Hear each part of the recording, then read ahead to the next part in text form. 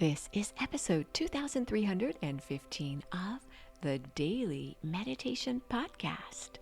I'm Mary Meckley, and I welcome you back to day 3 of our series we're exploring this week. This week, you are immersing yourself in a journey that might be a little uncomfortable.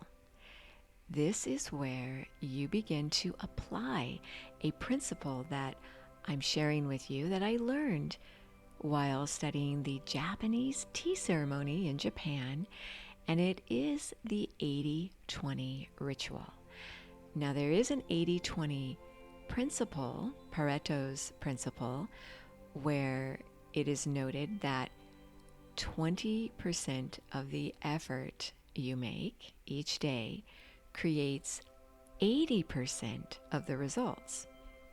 Well, in regard to the Japanese tea ceremony, the concept 80-20 has more to do with allowing yourself not to extend yourself so much that you're striving for something that might be a little unrealistic or perfect. Things that are beyond your control are bound to happen. And so you allow yourself a little buffer. You're still working as hard as you usually do, expending as much energy, time, and consideration, except you're doing so by allowing yourself a little more grace when things don't go right. You're allowing others some grace when they disappoint you, or when things in the world are happening and you might begin to lose your confidence and the stability of the world. So allow a 20% buffer so that you can roll with life's punches a little better.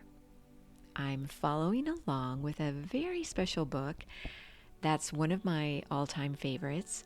It is written by the 15th Grand Master of the tea ceremony in Japan, and his name is Soshitsu Sen. It's called Tea Life, Tea Mind. And in today's episode, you're going to be guided using a breathing technique. This is a breathing technique to allow you to go with the flow a little more. Now, if you would like to go a little more deeply into this series, maybe you've been feeling burned out, overwhelmed, incredibly steeped in fear or doubt, this might be a time for you to explore a deeper experience, and you can do so free on the Sip and Om meditation app for a full week series. Now, you will receive 30-minute guided meditations, as well as a journal with a daily reflection question and a guide with all the techniques I share with you throughout the week, including an herbal tea that you could benefit from and a yoga asana. And really, it is the blueprint for this week's theme. So that is where you can find a little more support, the Sip and Om meditation app. I also share a daily question, journaling question, and meditation reflection on my Sip and Om Instagram stories. So this is where you can also feel like I'm coaching you a little more one-on-one. Now, as you get ready to settle yourself down to meditate, I'm going to be sharing with you insight from the book, Tea Life, Tea Mind. And I'd like you to consider those aspects in life where you notice that you're judging others. This can really take away from your focus and your energy. So, for example, I know someone who I really admire this couple. They are in a group that I belong to, and they have a very simple lifestyle. If you go into their home, they have very few possessions, and they're very proud of this fact. And it's wonderful.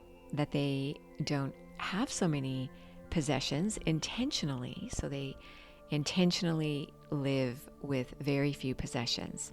But what happens is the admiration I may feel for them quickly dissipates when I notice them go into other people's homes and judge those people.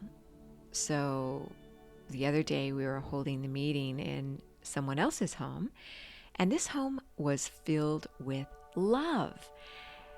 They had all kinds of possessions that had been gifts, primarily gifts from friends and loved ones and from children surrounding them. They were the kind of people that held on to things because they cherished the memories. I noticed right away my friends, this couple whose home is very sparse, began to make comments about how cluttered and confused their home was, when really you could feel the love pulsating from this home. So the good quality of having less or fewer possessions quickly evaporated when they began to judge this other family. So think about in your life how you might judge others because they're not doing the same good things you're doing. I notice this quite a bit with people who show up to a formal or semi-formal event dressed in their sweats or tennis shoes and jeans, and they think that they are not being pretentious and they're just going to dress however they want to, regardless of any dress code. Well, they are just as attached to dressing down as other people who might be dressing up, showing off their wealth or possessions. They're both attachments. It really doesn't matter whether you have a lot or you have hardly anything. You could be homeless and be attached to being unwashed and living in filth. You can be attached to that. So consider what you might be attached to, especially if you're particularly talented or you have an exceptionally clean home or messy home or whatever it might be. Anything that is extreme can become an attachment. So as you settle yourself down and get ready to meditate, I want to share with you from page 64 of Tea Life, Tea Mind. In one school of Zen Buddhism, a disciple is given a problem or question called a koan. It is not a question to interpret and solve with the intellect. The disciple has to project himself into the problem so that eventually his heart becomes one with it. At that instant, he reaches enlightenment. Satori. The character representing Satori is made of two parts, heart and self. Enlightenment then is reached when the disciple knows his own heart. So I invite you to know your own heart as you meditate today. Sit up straight and close your eyes, gently elevating them at that point between your eyebrows in a very gentle way. Begin to relax your face, your jaw, your body, noticing where you might be holding on to tension today, and considering why you might be holding tension there. See if you can name an emotion you're feeling.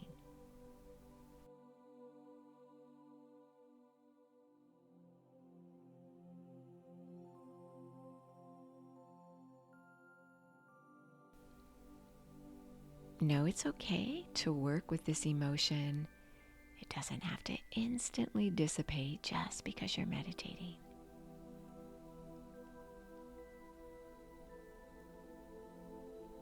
Notice the rhythm and flow of your breath.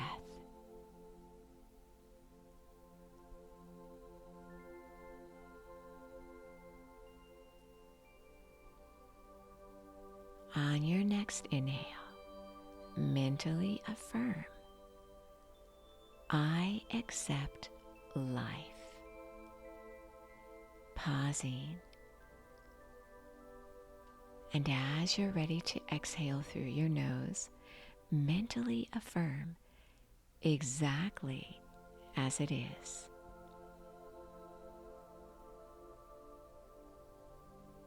Inhaling your breath, I accept life.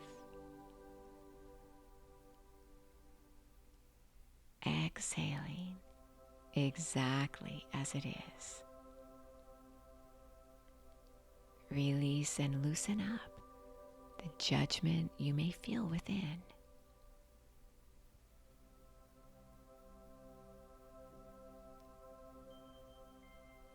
Continue to sit in stillness, absorbing these beautiful sensations you're creating.